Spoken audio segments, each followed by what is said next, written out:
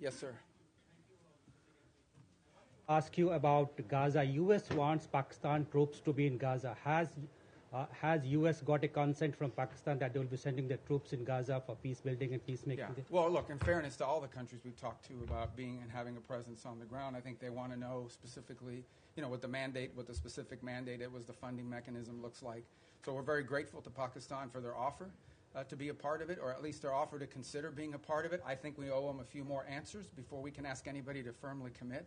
But I feel very confident that we have a number of nation states acceptable to all sides in this who are willing to step forward and be a part of that stabilization force. And certainly, Pakistan is key if they agree to do so.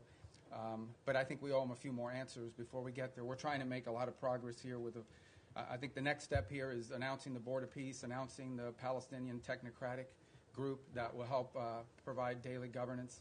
And then once that's in place, I think that will allow us to firm up the stabilization force, including how it's going to be paid for, what the rules of engagement are, what their role will be in demilitarization and so forth. Thank you. Next to you in the back.